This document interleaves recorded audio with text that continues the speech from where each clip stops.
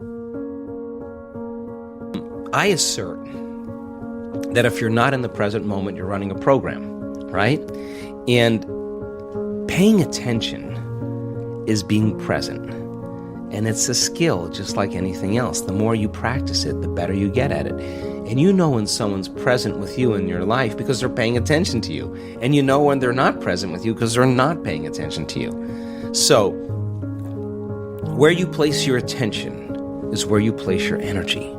So if you have all of your attention in the present moment, you're conserving a lot of energy to create with.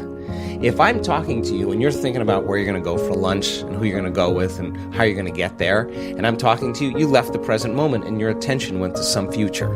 And your energy will go down and you won't be able to comprehend what I said. If you start thinking about what you should have said at the staff meeting 3 days ago, and I'm talking to you and your mind is back in the past, you're siphoning energy out of the present moment into the past. So people are constantly siphoning their energy into a familiar past or a predictable future because that's where their attention is. And the stronger the emotions that we feel to certain problems and conditions in our life, the more we pay attention to them. So we give our power away to our ex. We give our power away to that big problem. And that's creative energy that we should be able to use to create a new future. So then when a person's sitting in a meditation and they're doing absolutely nothing, and it's 8 o'clock in the morning, and their body for the last 10 years has been going in traffic and getting angry and frustrated in traffic, and now they're sitting in a meditation at 8 o'clock in the morning, the body's going to say, hey, you're off schedule. I'm used to suffering and getting angry here. Yeah. So the body's going to start looking for that emotion, and it's going to start influencing the mind, and you're going to start getting images and memories just so you can feel that emotion. Like now the person's back in the past. But if they become aware that they're siphoning energy out of the present moment into the past, and they settle the body back down into the present moment, that's a victory. And those victories add up. And you're telling the body in that moment that it's no longer the mind, that you're the mind, and that's a victory. And then people get frustrated and they say, I can't meditate. Oh, really? Well, actually, you're doing it right. That's actually what meditate. You're doing exactly what you're supposed to be doing. And then all of a sudden the body says, well, it's 8:15 now. This is when you normally, go get something to eat and you have your coffee and your body's starting to want to get up and do something. You become aware that your body wants to get up and move and you're in the meditation. And you tell your body, You bring it back to the present moment and you settle it back down. You are training the animal. That's a victory. Now you're executing a will that's greater than the program, because most people lose their free will to a program. Now you're telling the body, I'll tell you when we get up, not when you want to get up. You're not the mind, I'm the mind. And that's a victory. Now, we've done the research on this. If you keep doing this and you stay with it, sooner or later, the body's going to surrender to a new mind. And when that happens, Sean, there's a liberation of energy. The body is freed from those habituations and those emotions. The body's going from particle to wave, from matter to energy. And all of a sudden, you're dialing down the anger. You're dialing down the vigilance. And the body now is being conditioned to a new mind. That is the present moment. And when you're in that present moment, something really amazing happens. You forget about you. All of a sudden, you're not your face, you're not your culture, you're not your marital status, you're not your diet, you're not your past. You're basically just an awareness. You're in the unknown. And that is the perfect place to create from. So it turns out that when people do this properly, they heal themselves of anxiety. Why? Because they're no longer obsessing about some future. When they find the present moment, they heal from their depression because they're not a bit hopeless and powerless in their past. The body's conditioned now.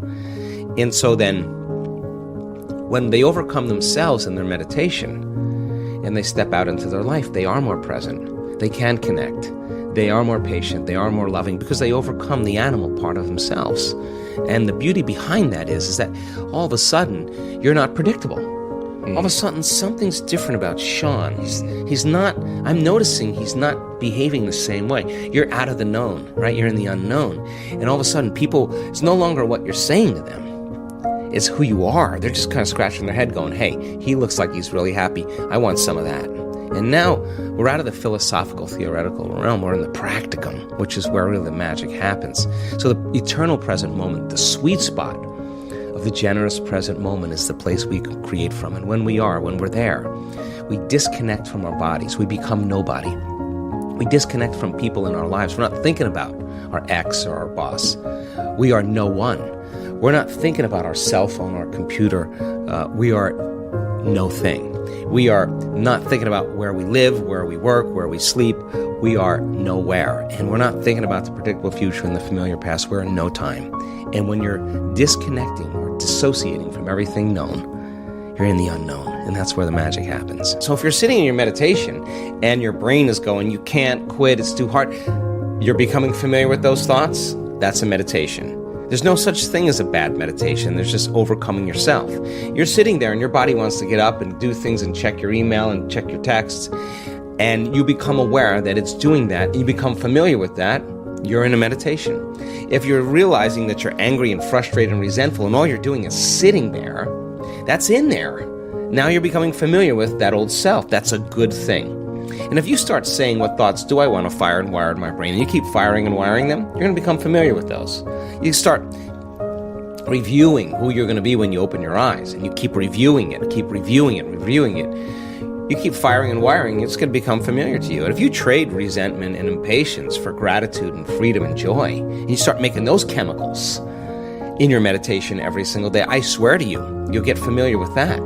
So the process of change is unlearning and relearning. It is breaking the habit of the old self and reinventing a new self. And we use meditation as a way to change our brain and body to be different, be greater than the environment, be greater than our emotions and habits, and be greater than the predictable future and the familiar past. So meditation is a way then to get us in the right state of mind and body. So when we present ourselves to the world, we're a better expression of it. And then practicing and staying aware your entire day so that you can actually master something about yourself. Now, what's the side effect of that?